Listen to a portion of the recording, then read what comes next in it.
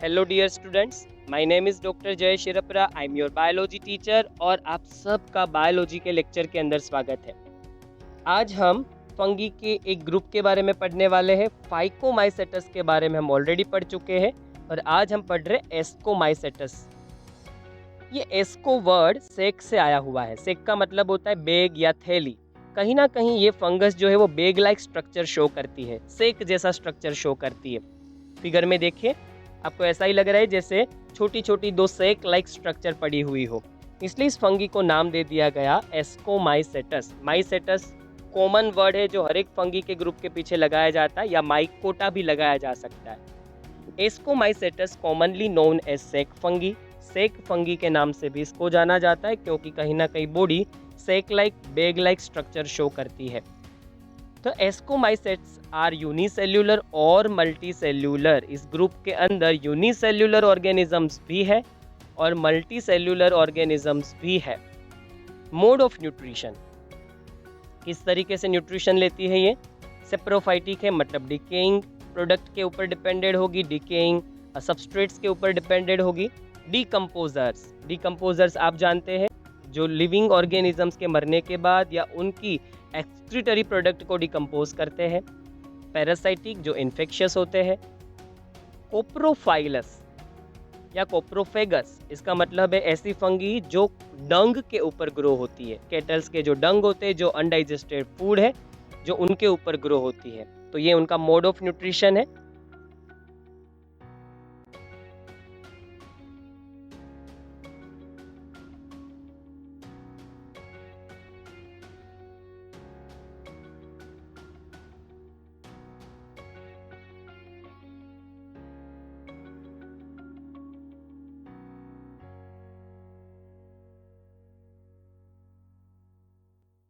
Asexual reproduction in ascomycetes. सबसे पहले ये देखते हैं कि इसका माइसेलियम कैसा है। तो इसका माइसेलियम ब्रांच्ड है एंड सेप्टेट है। माइसेलियम मतलब नेटवर्क ऑफ हाइफे। फंगस के अंदर जो फाइब्रस स्ट्रक्चर है हम उसको हाइफे कहते हैं और हाइफे के नेटवर्क को माइसेलियम। ये जो हाइफे है वो दो किस्म के होते हैं। अगर उनके पास सेप्टम है तो सेप्टेट, और अगर उसके पास सेप्टम नहीं है, वो ट्यूब जैसे है, मल्टी न्यूक्लिएटेड कंडीशन शो कर रहे, तो कोएनोसाइटिक और एसेप्टेट। यहाँ पर सेप्टेट है और ब्रांच्ड है, ब्रांचिंग भी आपको क्लियर दिख रही है। तो asexual spores are conidia produce exogenously on the special mycelium called conidiophores. हम जानते हैं कि जो माइसेलियम एसेक्सुअल रिप्रोडक्शन से जुड़ता है वही सिर्फ स्पोर बनाता है। तो माइसेलियम का वो हिस्सा जो कोनिडिया स्पोर्स फॉर्म करता है, माइसेलियम के उस पोर्शन को हम कोनिडियोफोर्स कहेंगे और स्पोर को हम कोनिडिया नाम देंगे क्योंकि एसेक्सुअल स्पोर को मोस्टली कोनिडिया के नाम से जाना जाता है। और ये स्पोर्स एक्सोजिनसली मतलब बाहर की तरफ बनेंगे। जैसे सीड्स में से अलग अलग प्लांट बॉडी फॉर्म होती है, हर एक सीड को ज़मीन में डालने के बाद वो जर्मिनेट होते हैं और उससे अलग अलग प्लांट्स फॉर्म होते हैं। उसी तरीके से हर एक कोनिडिया जो है वो स्पोर है, वो जर्मिनेट होने के बाद डिफरेंट फंगल बॉडी फॉर्म करेगा। Conidia on germination produce mycelium. Conidia के जर्मिनेशन से माइसेलियम मतलब कि हाइफा का नेटवर्क फॉर्म होगा, मतलब कि एक नया फंगस जो बॉडी है वो फॉर्म होगा, नया इंडिविजुअल फॉर्म होगा।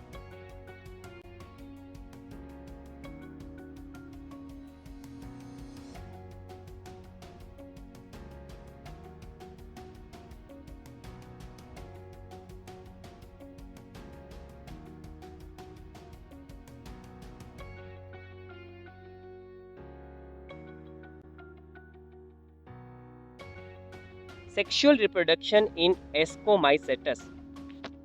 Sexual spores are called ascospores, which are produced endogenously in insect like asci. इस फंगी को हमने एस्कोमाइसेटस नाम इसीलिए दिया है क्योंकि ये सेक जैसा या थैली जैसा स्ट्रक्चर शो करती है। तो जब भी ये सेक्सुअल रिप्रोडक्शन करती है तो फीमेल और मेल गैमेट्स के फ्यूजन के बाद जब भी स्पोर्स फॉर्म होते हैं, वो स्पोर्स वो बेग लाइक स्ट्रक्चर के अंदर ही फॉर्म होते हैं, एंडोजिनसली इन सेक लाइक एस्की। इसका मतलब वो सेक जैसी स्ट्रक्चर है जिसको एस्की नाम दिया है, उसके अंदर फॉर्म हो गए। सिंगल में आप एस्कस वर्ड यूज कर सकते, बहुत सारी अगर स्ट्रक्चर हो तो एस्की वर्ड यूज कर सकते।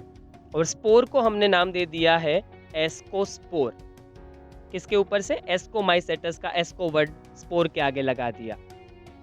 These asci are arranged in different types of fruiting bodies called ascocarps। इसका मतलब ये छोटी थैली जैसी जो स्ट्रक्चर्स है वो बहुत सारी होती है और वो आपस में फ्यूज हो जाती हैं, और वो जिस लोकेशन पे फ्यूज होती है या पर ये थैली जैसे स्ट्रक्चर्स जहाँ पर आए हुए होते हैं फंगस के जो बॉडी पार्ट पे, उसको हम फ्रूटिंग बॉडीज कहते हैं। फ्रूटिंग बॉडीज का मतलब जिस तरीके से फ्रूट्स हैं वो सीड फॉर्म करते हैं, सीड फ्रूट्स के अंदर आए हुए होते हैं, वैसे ये स्पोर सीड जैसे ही एक्ट करते हैं। ये स्पोर में से नई फंगस ही फॉर्म होती है। तो ये स्पोर्स मतलब एस्कोस्पोर्स जहाँ आए हुए हैं उस हिस्से को फंगस के फ्रूटिंग बॉडीज कहा जाता है। पर यहाँ पर एस्कोमाइसेटस में फ्रूटिंग बॉडी को एक अलग नाम दिया है और वो है एस्कोकार्प, क्योंकि हम मोस्टली कार्प वर्ड यूज करते हैं फ्रूट्स के लिए।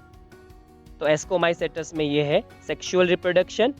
फिगर में थोड़ा डिटेल में सेक्सुअल रिप्रोडक्शन दिया है जो हमारे लिए इम्पोर्टेंट उतना नहीं है, पर आप बेटर वे में समझ पाओ इस वजह से मैंने यहाँ पर दिखा रखा है।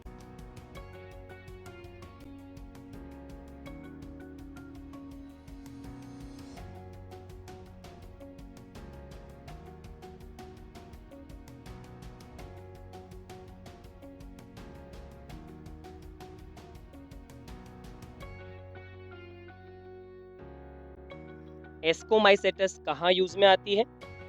सबसे पहला यूज देखते हैं। Neurospora is used extensively in biochemical and genetical work.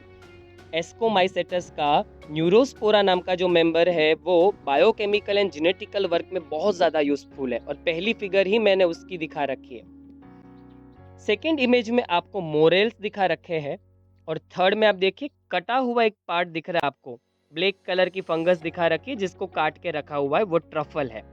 Morels, buffles and truffles are edible and are considered delicacies.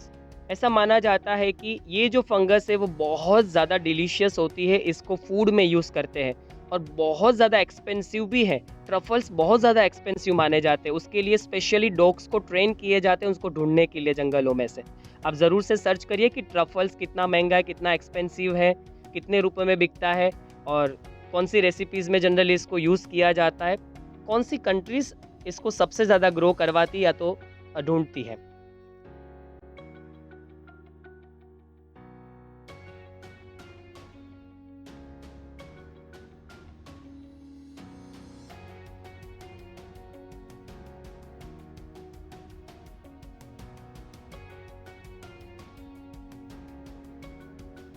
एस्कोमाइसेटस के कुछ एग्जांपल्स भी देख लेते हैं। सबसे पहला है aspergillus, claviceps, neurospora, morels, buffles and truffles.